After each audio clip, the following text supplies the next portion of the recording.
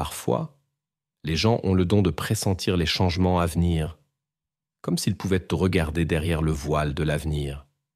L'intuition leur suggère des événements imminents et les fait chercher des moyens de changer ce qui est prédestiné. Mais malgré tous nos efforts pour réécrire le scénario du destin, certaines pages sont déjà écrites depuis longtemps. C'est peut-être pour cela que les anciens disaient « On ne peut pas dévier de son propre chemin ». L'histoire nous mène à Terry McAdams, une jeune femme énergique de 22 ans de l'Arkansas, dont la vie était remplie de moments lumineux et de rencontres inoubliables. Au moment des événements décrits, elle s'était installée à Arlington, Texas. Depuis sa jeunesse, Terry attirait l'attention par sa beauté naturelle et son caractère vivant. Les habitants étaient habitués à la voir au volant d'une décapotable glissant dans les rues de la ville. Elle conduisait souvent avec des amis, la musique à fond. Beaucoup plaisantaient en disant qu'ils entendaient Terry avant de la voir. Elle développa des relations particulièrement chaleureuses avec ses sœurs, Hopper et Pamela. Elles passaient souvent des soirées ensemble, profitant de la compagnie et du plaisir. Terry devint pour elle non seulement une grande sœur, mais une véritable mentor qui les aida à trouver un langage commun avec leur mère. Elle leur apprit à danser et à conduire, partageant ses expériences et ses connaissances. Pendant ces années d'école, Terry brillait dans l'équipe des Pom-Pom Girls. Malgré les costumes voyants et l'attention générale, elle resta une jeune femme modeste et bien élevée. La danse devint sa passion. Pendant des années, elle perfectionna ses compétences dans des cours et divers événements. Après l'obtention de son diplôme, Terry voyagea en Europe. C'est alors que se produisit une rencontre qui laissa une impression indélébile dans sa mémoire. En Grande-Bretagne, lors d'une soirée dansante, elle rencontra par hasard la princesse Diana. Ce moment devint l'un des plus mémorables de sa vie. Les gens autour d'elle remarquaient un trait particulier de Terry. Elle profitait sincèrement de chaque moment de la vie. Après l'école, elle s'inscrivit à l'université de l'Arkansas, mais décida bientôt de déménager à Arlington, Texas, auprès de son fiancé, qui était un peu plus âgé et avait déjà terminé ses études. À la recherche de son amour, Terry a changé pour l'université de Californie à Arlington, plus proche de son bien-aimé. Ici, elle s'est rapidement intégrée à la communauté féminine et la vie semblait s'arranger. Les plans étaient grandioses. Faire carrière après l'obtention du diplôme et fonder une famille avec son petit ami qui lui avait déjà fait sa demande. Cependant, à partir de 1984, l'atmosphère dans la région de Fort Worth est devenue tendue. Les journaux locaux rapportaient régulièrement des incidents impliquant des jeunes femmes. Terry, en tant qu'étudiante universitaire, réagissait très sensiblement à ces nouvelles. Elle partageait souvent ses inquiétudes avec sa famille et son fiancé. Le souci de sa sécurité a forcé la jeune femme à prendre des mesures sérieuses. Elle a abandonné son travail prometteur et bien payé à Irving, pour lequel elle devait faire la navette, tard le soir. Malgré la perte de revenus, Terry comprenait que la paix de l'esprit était plus importante. La jeune femme énergique a changé drastiquement son mode de vie. Elle a arrêté de sortir après la tombée de la nuit, a renoncé aux fêtes et est devenue très prudente envers les étrangers. Sans l'accompagnement de son fiancé, Terry essayait de ne pas quitter l'appartement même pendant la journée. Un simple achat lui causait des états d'anxiété. Elle appelait constamment sa mère et partageait ses craintes. Elle s'inquiétait que les autorités ne puissent toujours pas garantir la sécurité dans les rues. Pendant cette période, les autorités d'enquête du Texas ont formé un groupe spécial. Des spécialistes expérimentés devaient élucider les événements. Il y avait des soupçons sur les activités d'un ou plusieurs auteurs dans cette zone. Terry était particulièrement préoccupée par le fait qu'elle correspondait à la description des femmes touchées, attirantes, du même âge, vivant dans cette région. Le soutien de son fiancé l'aidait à faire face aux peurs. La solitude lui faisait le plus peur. C'est ce qu'elle disait à sa famille. Son petit ami a même changé pour un emploi plus proche de la maison, bien qu'avec des voyages d'affaires dans les villes voisines. En son absence, Terry essayait d'éviter les sorties inutiles. Après les cours, elle rentrait immédiatement chez elle. Quand il y avait des affaires urgentes, elle les réglait tôt le matin et toujours accompagnée. Heureusement, les voyages d'affaires de son fiancé étaient hors de cours, 1 ou 2 jours, ce qui l'aidait à faire face à la situation. Le 13 février 1985 au matin, le poste de police local reçut un appel inquiétant. Un technicien de maintenance de la résidence signalait une situation suspecte dans l'un des appartements. Habituellement, ces cas ne suscitaient pas d'inquiétude particulière, mais cette fois-ci était différente. Il connaissait bien Terry et avait remarqué quelque chose d'inhabituel. Ils avaient de rendez-vous ce matin-là. Elle avait besoin de réparation dans son appartement. Elle était toujours ponctuelle et n'aurait jamais annulé un rendez-vous sans prévenir. L'artisan connaissait ses inquiétudes et ses peurs constantes. Auparavant, il les trouvait exagérées. Mais maintenant, il commençait à réfléchir. Peut-être avait-elle des raisons de s'inquiéter. Et si ses craintes n'étaient pas sans fondement? Les agents arrivés ne purent pas non plus la joindre. Les tentatives de contacter ses proches restèrent vaines. Les voisins durent être interrogés.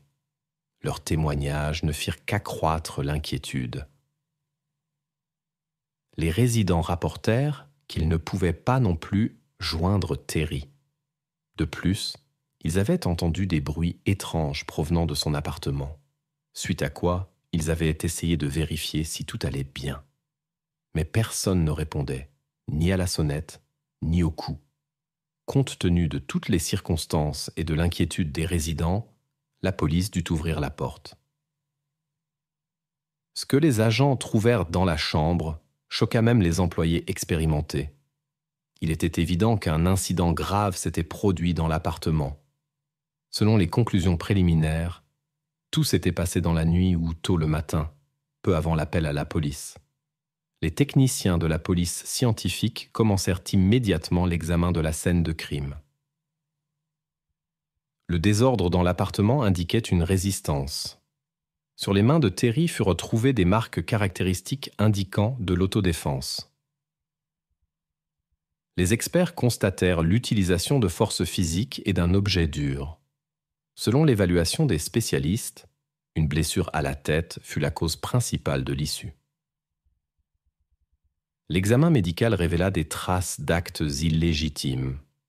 Du matériel biologique fut trouvé sur les affaires de la victime, mais les technologies de l'époque ne permettaient pas une identification précise. Les méthodes d'analyse ADN commençaient seulement à se développer. L'enquête fut entravée par l'absence de moyens modernes de surveillance et de traçage. Les systèmes de vidéosurveillance et de localisation n'étaient pas encore largement déployés à l'époque. Les enquêteurs ont rapidement écarté la version d'une appropriation illégale d'objets de valeur. De nombreux articles coûteux sont restés intacts dans l'appartement, même ceux qui étaient visibles. Le criminel poursuivait manifestement d'autres objectifs. La nature de l'incident suggérait des motifs personnels, peut-être une offense, de la jalousie ou des désirs de vengeance. Cependant, en examinant l'environnement proche, quelque chose d'inattendu est apparu. La jeune femme n'avait pas d'ennemis. Terry McAdams restait dans les mémoires de tous comme une étudiante amicale et sans conflit. Les proches étaient perplexes. Ils ne pouvaient pas imaginer qui pourrait lui vouloir du mal. Lors de l'examen de la scène de crime le 14 février, les autorités n'ont pas pu trouver la pièce à conviction principale. Les experts supposaient qu'il pourrait s'agir d'un marteau ou d'un objet métallique similaire. Une découverte intéressante était un mégot de cigarette dans l'appartement qui ne pouvait appartenir à aucun des résidents. Les spécialistes supposaient qu'il avait été laissé par le criminel. Malheureusement, Le niveau technique de l'époque ne permettait pas une analyse ADN complète. Les traces de salive étaient insuffisantes. Le seul indice était la marque de tabac utilisée par l'inconnu. Les enquêteurs ont soigneusement examiné des cas similaires dans ce district. Un lien possible entre les incidents était visible, bien que les détails différaient. Une attention particulière a été accordée à la version de l'implication d'un tueur en série. L'analyse des documents d'autres affaires a conduit les enquêteurs à la conclusion. Probablement le criminel agissait spontanément et ne connaissait pas ceux dans les maisons desquelles il s'introduisait. Pour passer inaperçu, il n'utilisait pas l'entrée principale, mais la porte du balcon. Une empreinte claire a été découverte sur le cadre de la fenêtre. Probablement l'inconnu a grimpé par un arbre qui poussait à côté de l'immeuble. Malheureusement, aucune autre preuve substantielle n'a pu être trouvée. Des enquêtes supplémentaires étaient nécessaires. Les enquêteurs ont parlé avec les proches de Terry, particulièrement avec la mère et les sœurs, avec qui elle était particulièrement proche. L'événement a été un véritable choc pour eux. La joyeuse Terry était aimée de tous ceux qui la connaissaient. Son état préoccupé ces derniers temps n'en paraissait que plus surprenant. Elle semblait sentir le danger approcher, essayait de sortir moins souvent de chez elle et montrait une prudence inhabituelle. Malgré toutes les précautions, les tristes incidents se sont produits directement dans son appartement. Des rumeurs inquiétantes se répandaient dans la ville. Les résidents exprimaient leurs inquiétudes concernant l'apparition d'un malfaiteur qui pourrait s'introduire dans n'importe quel appartement. On supposait qu'il choisissait de jeunes femmes attirantes, les observait et attendait le moment propice. Les habitants de la ville étaient sérieusement préoccupés par leur sécurité, particulièrement celle des jeunes femmes. En vrais Texans, ils décidèrent de s'occuper eux-mêmes de leur protection. Dans les mois qui suivirent, les armureries locales enregistrèrent une augmentation significative des ventes.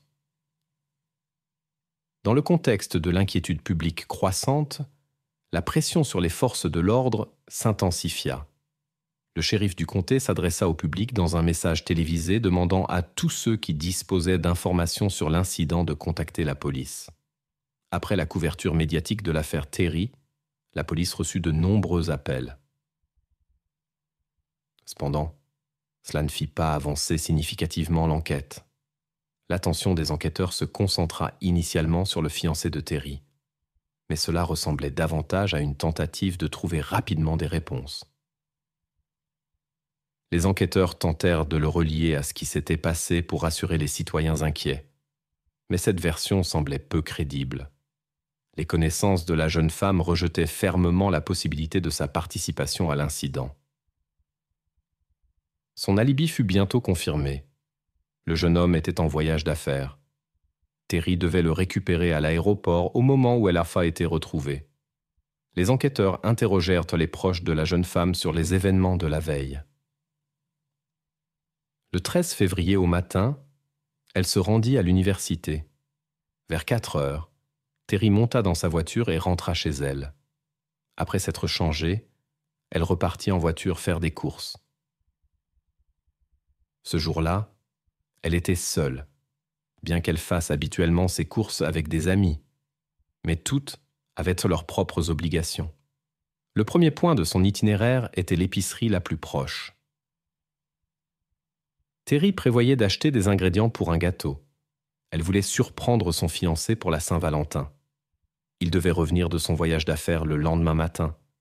Le jeune homme arriva chez lui quelques heures plus tard, alors que les spécialistes travaillaient déjà sur la scène de crime. Les employés du supermarché ont confirmé la visite de la jeune femme. Comme preuve, ils ont présenté le reçu de Terry. Parmi les articles achetés se trouvaient effectivement tous les ingrédients nécessaires pour un gâteau. Selon le reçu, la jeune femme a terminé ses achats vers 18h30. Les enquêteurs ont interrogé tous les visiteurs du magasin dans l'espoir de trouver des témoins qui auraient remarqué quelque chose d'inhabituel. Par exemple, quelqu'un qui aurait porté une attention excessive à Terry. Cependant, les témoins n'ont décrit qu'un achat ordinaire. Terry semblait calme a payé et est partie. Rien n'indiquait une présence indésirable. Ensuite, la jeune femme est rentrée chez elle, où elle est apparemment restée jusqu'au matin. Le lendemain, elle avait pris rendez-vous avec un électricien pour réparer des câbles défectueux. Cet ouvrier fut le premier à donner l'alarme. Par un malheureux hasard, les voisins les plus proches étaient absents toute la soirée et la nuit. Les habitants des logements plus éloignés ont entendu des bruits, mais ne leur ont pas accordé d'importance particulière, car tout est rapidement devenu silencieux. La nature de l'incident suggérait que l'auteur nourrissait de fortes émotions négatives envers la jeune femme. Habituellement, dans de tels cas, le coupable est recherché dans le cercle des connaissances, mais ici cette version ne s'est pas confirmée. Le fiancé de Terry se trouvait loin de la ville et était bouleversé par l'incident. Dans quelques mois, le couple prévoyait leur mariage. Il est notable que la bague de fiançailles offerte par le fiancé d'une valeur de 5 000 $ a disparu. Au début, cela a conduit les enquêteurs à l'idée d'une appropriation illégale qui ne s'est pas déroulée comme prévu. Une enquête plus approfondie de la scène de crime a montré que rien d'autre ne manquait. Probablement que l'auteur a remarqué le bijou précieux à un endroit visible et l'a simplement emporté. La police soupçonnait que l'auteur tenterait de vendre la bague. Environ 250 prospectus avec une photo du bijou ont été distribués non seulement aux prêteurs sur gages locaux, mais aussi dans les villes voisines de Fort Worth et Dallas. Toutes les organisations liées au commerce de bijoux ont été informées de la perte. Néanmoins, personne n'a signalé l'apparition de la bague recherchée. Les enquêteurs ont minutieusement examiné toutes les pistes disponibles, mais aucune n'a conduit à des résultats significatifs. Chaque personne ayant éveillé des soupçons pendant l'enquête pouvait présenter un alibi fiable, soutenu par des témoignages ou des documents. Une attention particulière a été portée aux personnes ayant un passé criminel qui vivaient dans ce district. Parmi eux, certains étaient en liberté à ce moment-là. Cependant, ils ont tous pu prouver leur innocence dans l'incident. L'enquête a progressivement ralenti. Les proches de Terry ont fait tous les efforts possibles pour donner un nouvel élan à l'affaire. Ils s'adressaient régulièrement au public via les médias, apparaissaient dans des émissions de télévision et de radio. Ils ont affiché de nombreux tracts d'information dans tout le district. Mais tous les efforts sont restés vains. Finalement, l'affaire Terry McAdams a été classée dans les archives des incidents non résolus. La famille n'a pas abandonné ses tentatives de découvrir la vérité, mais la police manquait simplement de ressources et de preuves pour avancer. L'enquête a été suspendue pendant 36 ans, jusqu'en 2021. À ce moment-là, une équipe spéciale d'enquêteurs et de criminologues expérimentés a été formée pour réexaminer les anciennes affaires avec des technologies modernes. Parmi elles se trouvait l'affaire Terry McAdams. De nouvelles méthodes d'analyse ADN sont apparues, permettant un nouveau regard sur les preuves conservées. Des traces biologiques de l'agresseur ont été trouvées sur les effets personnels de Terry et sur la literie. Lors de sa résistance, elle a laissé des particules de peau de l'agresseur sous ses ongles. Un mégot de cigarette a également été prélevé des archives pour analyser d'éventuelles traces de salive. L'examen approfondi a aidé à établir un profil génétique du suspect présumé. Cependant, la vérification dans la base de données CODIS, qui contient des informations sur les délinquants enregistrés, n'a donné aucune correspondance. Les proches de Terry espéraient obtenir des réponses aux questions qui les tourmentaient depuis des décennies. Mais malgré l'optimisme initial, l'enquête s'est à nouveau enlisée. Il a fallu encore plusieurs années de travail continu avant de décider d'appliquer une nouvelle méthode, la technologie de généalogie génétique. Pour cela, l'aide de spécialistes du FBI a été demandée. En août 2023, la police locale a contacté des spécialistes du FBI à Dallas concernant l'affaire Terry McAdams. les enquêteurs ont décidé d'appliquer une nouvelle méthode, l'analyse génétique des preuves collectées pour créer un arbre généalogique de la personne recherchée. Cette approche a permis d'aller au-delà de la base de données CODIS standard, qui ne stockait que les données des personnes ayant des problèmes juridiques. L'enquête généalogique a ouvert l'accès à un cercle plus large de personnes, y compris les parents de la personne recherchée, même les plus éloignés. La méthode s'est avérée particulièrement efficace grâce à de vastes bases de données où les gens téléchargeaient volontairement leurs résultats de tests ADN. Au moment de l'enquête, ces bases de données avaient tellement augmenté que la probabilité de correspondance était proche de 100%. Les résultats n'ont pas tardé à arriver. Les spécialistes du bureau ont pointé vers la famille Sharp, une famille américaine typique. L'un de ses membres a attiré une attention particulière, Bernard.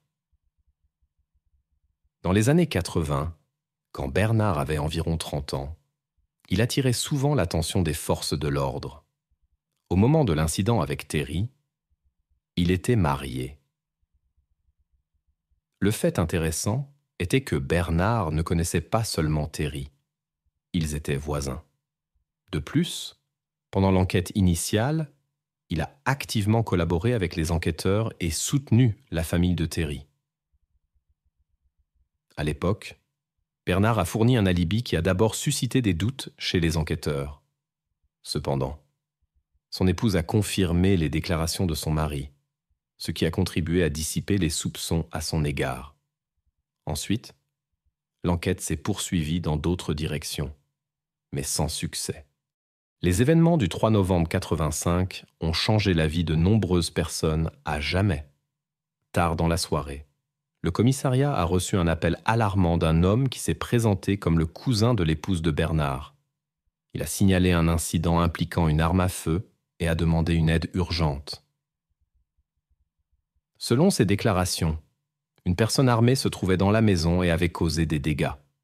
Les forces de l'ordre arrivées sur place ont été confrontées aux conséquences d'événements tragiques.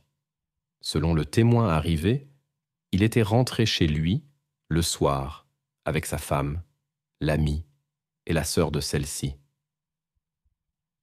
L'agresseur les attendait déjà dans la maison. Une confrontation avec des coups de feu a commencé. 2 femmes ont été touchées. Le cousin a été blessé, mais a pu quitter les lieux et atteindre la maison voisine. La blessure s'est avérée non grave. Le témoin supposait qu'il n'était resté indemne que parce qu'il n'était pas la cible principale. Manifestement, Bernard ne s'attendait pas à trouver un homme là-bas. Sa présence était peut-être liée à une série d'incidents antérieurs. Quand le plan ne s'est pas déroulé comme prévu, il a commencé à agir de manière chaotique. Sur les lieux, on a également trouvé le beau-frère de Bernard grièvement blessé et Bernard lui-même avec une blessure à la tête. Une arrestation n'était plus possible. Le 3 novembre 1985, Bernard est décédé.